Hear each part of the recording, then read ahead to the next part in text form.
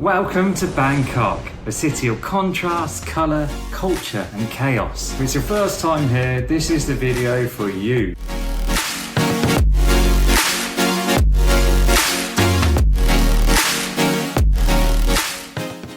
Yeah, here I am in Bangkok. I'm actually at the stadium. This video is absolutely nothing to do with sports, it's just a coincidence. So half of the video makes sense, you know, right? Okay, let's start with the airport, shall we?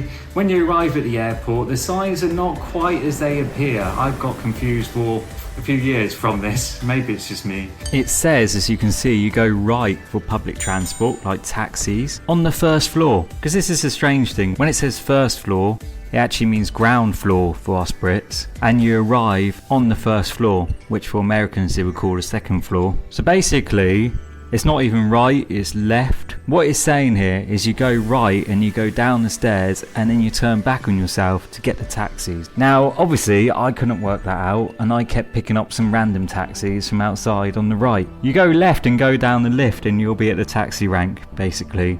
So, yeah. Yeah. The great thing about the airports now, both of them, you got Savannah Bumi, still can't say that, Don Muang. These airports now have rail links, so if you do stay at a hotel near the BTS station, then it's really convenient. So this is like a new feature, pretty awesome. While we're on the subject of transport, let's continue on the subject of transport. On your first visit, you really want to try and stay near a BTS station or an MRT station. BTS is the Skytrain, the MRT goes underground, and you want to stay near these stations because it's going to be a lot easier to get around with them. The Skytrain is probably the best way to get around. It's fast, it's air conditioned, and it avoids the traffic. Now, a lot of Bangkok doesn't have a Skytrain, but they are growing. They're growing, they don't grow. They're building more and more. Maybe they grow. Maybe you get Skytrain trees. Anyway, when you get to a train station, just go to the help desk. You say what destination you want to go to, and you get like a coin, you know, instead of a card. But it works the same way. You tap on and tap off, or you put it in, get off at your stop. They're very helpful at the help desk, they'll probably help you. And you get the famous way of travelling around, the Tuk Tuks. Now, Tuk Tuks are really just for the tourists. They're more expensive than a taxi. They're a lot more dangerous. But they do make good Instagram photos. And agree on the fare before you get in. Saves hassle, hopefully. So of course you can get around with taxis. They're very well priced. You can get 2 apps for it. You can get Grab, which is an app that, well, works like Uber really, and so does Bolt. Bolt's the other one. So you can get the apps where you can just try and flag a taxi down, and there tends to be a lot of taxis around. And you get the funnest way to travel, which is Chao Phraya River. And actually, Chao Phraya River goes to all the main kind of tourist spots. I recommend starting at the Icon Siam. It's next to Jarion Nakhon BTS station. It's spelled Charion Nakhon BTS station. Anyway, it's a huge shopping mall, and they got lots of big designer names, and at the bottom level they even got a floating market. It's kind of a floating market. It's really cool anyway. But the main reason I want you to go there is to go to the pier, and then you can get a boat from there. Many night dining tours go from this pier too, by the way. You can get on a boat here, pay a hop-on, hop-off fee for the day, and that boat will go to all these big attractions. It's spelled Chao Phraya, but it's actually pronounced Chao Phraya, which is how they write it in Thai. I don't know who started that, but it's the way it is. You got the Grand Palace and Wat Phra Kraut. These two are really like the main must-see. The Grand Palace was built in 1782. Beautiful to look at. It's like in this European Renaissance style, because all kings around the world like this style for their palace. So you can't go inside, but you know, this is nice to look at. Right next door to it, you've got Wat Phra Kraut, and it's home to the Emerald Buddha, which is not actually emerald, but it is nice to look at, and the temple itself and the Emerald Buddha is considered very sacred. And like I say, the boat goes here. If you get that hop on hop off tour, you can go to that spot and you can get back on, and then you can go to Wat Arun, known as the Temple of Dawn, and one of the most iconic landmarks in Bangkok. Its central sphere is covered in colourful porcelain and is best viewed at sunrise and sunset, and you can easily reach that by boat too. So that's another one you can get to, the hop on hop off sites. You've got some beautiful restaurants the other side of the river too, by the way, like the Eagle Nest, that's really nice. But there's many restaurants that you can, if you want to spend the night there, you can view the temple, Obviously these restaurants are going to be expensive because they've got prime views. That's always a good thing to do. And you got Wat Po, home to the reclining Buddha. It's a massive statue that's 46 meters long, 15 meters high. One of Bangkok's oldest temples, rebuilt by Rama I in 1788. And the King of Thailand today is the great grandson of Rama I, Rama X. And then once you've done that, you can go back to the Icon Siam, you know, if it's not too late. You can have a look at the shopping mall, but actually you can go to the top of this shopping mall and you get nice views of the city, and you can have a nice drink, look at the skyscraping views of the city. Also, what's pretty cool here is at 7 p.m. on weekdays and 7:30 to 8 p.m. on weekends, there's a really nice multimedia water show. So, you know, you might want to check that out. It's pretty cool.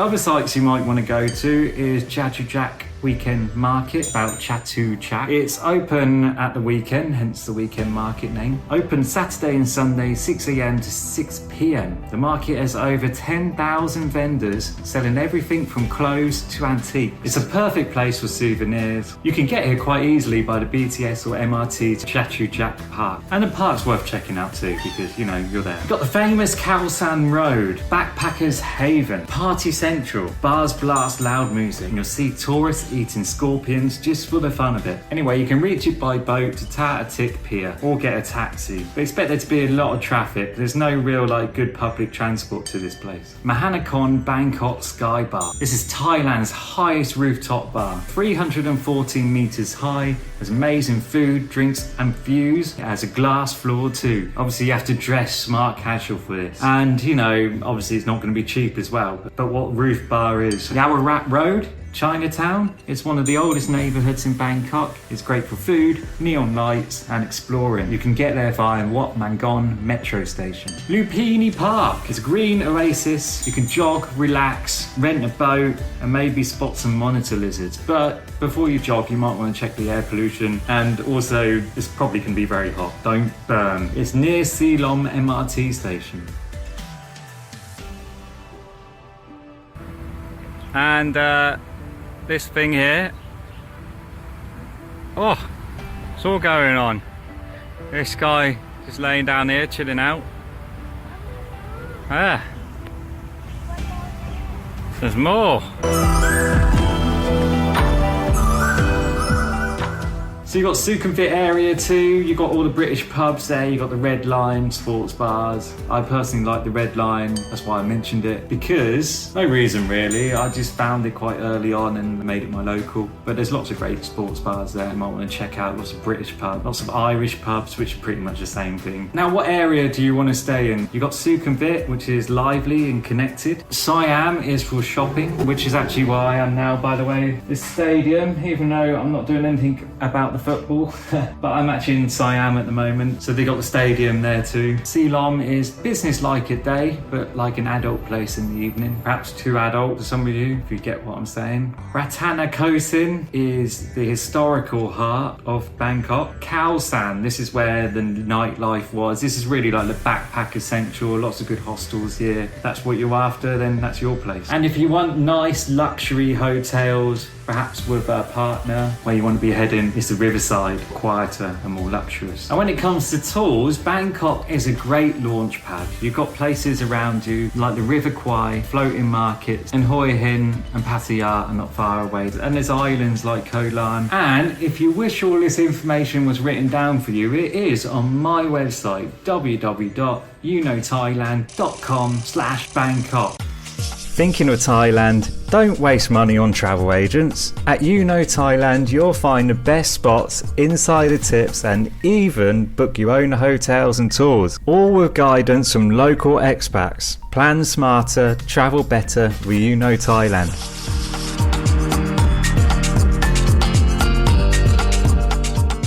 Don't say I don't do anything for you. If there's any questions or anything that you'd like to add, do so in the comments section. Make sure you like, subscribe, do whatever you want. And welcome to the land of smiles.